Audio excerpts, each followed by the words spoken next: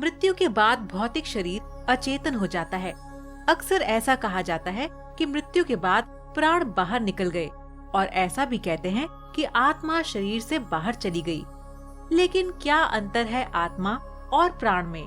आइए जानते हैं आज की इस वीडियो में। स्वागत है दोस्तों आपका हमारे चैनल समय चक्र में।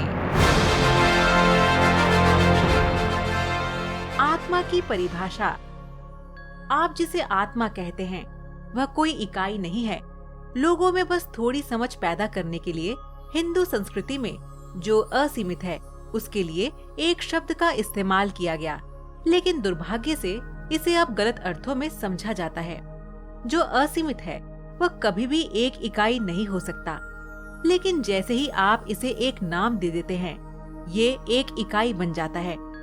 आप चाहे इसे आत्मा कहें, सोल कहें, सेल्फ कहें, आप इसे चाहे जो भी कहें, जैसे ही आप इसके साथ एक नाम जोड़ देते हैं वह एक इकाई बन जाता है। लोग अच्छी आत्माओं की बात करते हैं। पश्चिम में लोग कहते हैं अरे वह एक अच्छी आत्मा है, परंतु कोई आत्मा अच्छी या बुरी नहीं होती। आत्मा सभी पहचानों से, सभी इकाइयों से, सभी चीजों से परे है। इसे समझने का दूसरा तरीका ये है कि आत्मा जैसी कोई चीज है ही नहीं। इसी वजह से गौतम बुद्ध कहते थे तुम अनात्म हो, आत्मा कुछ नहीं है। प्राण क्या है? अब आप प्राण के बारे में पूछ रहे हैं। योग में कहा जाता है कि हर चीज शरीर है। भौतिक शरीर शरीर है, मन शरीर है, प्राण शरीर है, आकाशीय तत्व शरीर है। हर चीज शरीर की तरह है, यहाँ तक कि आत्मा भी शरीर की तरह है। ये चीजों को देखने का बहुत समझदारी भरा तरीका है। जब हम कहते हैं आनंदमय कोश, तो बेशक हम परम तत्व की बात कर रहे हैं, लेकिन उसे भी एक शरीर के रूप में। ऐसा इसलिए कि आप इन बातों को समझ सकें। दूसरे शब्दों में, अगर आप अपने शरीर को पूरी सृष्टि के एक मॉडल यानी नमूने की तरह लेते हैं, तो ये कुछ ऐसा है जैसे आप ब्रश से पेंट को फैला रहे हों। जब आप ब्रश से पेंट को फैलाते हैं तो रंग शुरू में बहुत गाढ़ा या सुर्ख होता है, फिर हल्का और ज्यादा हल्का यानी सूक्ष्म रंग होता चला जाता है, और अंत में रंगहीन हो जाता है।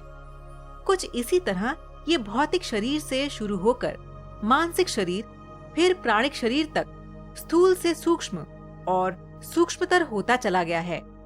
भौतिक शरीर और मानसिक शरीर में ज्यादा स्थूलता है। प्राणिक शरीर वह ऊर्जा है जो इन सब को चलाती है, और यही है जो आपको शरीर से जोड़ कर रखती है। जब प्राण खत्म हो जाते हैं तो आप खत्म हो जाते हैं। आपका शरीर निर्जीव हो जाता है, या आप अपने खुद के अनुभव में मर जाते हैं। इसे आप जैसे भी चाहे ले सकते हैं।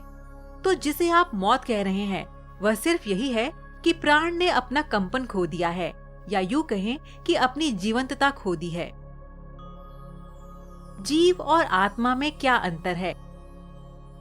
मान लीजिए एक नवयुवक है और उसका भौतिक शरीर किसी दुर्घटना में या किसी और वजह से नष्ट हो जाता है। उसका प्राणिक शरीर तब भी पूर्ण जीवंत और बरकरार रहता है, लेकिन यह भौतिक शरीर पूरी तरह से टूट चुका है, जिसकी वजह से प्राणिक शरीर को भौतिक शरीर छोड़कर जाना पड़ता है। अब जब वह ऐसी हालत में जाता है तो उसकी जीवंतता बरकरार रहती है, इसीलिए वह लोगों के द्वारा बहुत आसानी से महसूस किया जाता है। तो दर्शकों, आज का सवाल आपके लिए ये है कि क्या आप बता सकते हैं कि आत्मा और परमात्मा में क्या अंतर है? आप इसका जवाब हमें नीचे कमेंट बॉक्स में दीजिए। हमें आपके जवाब का इंतजार रहेगा।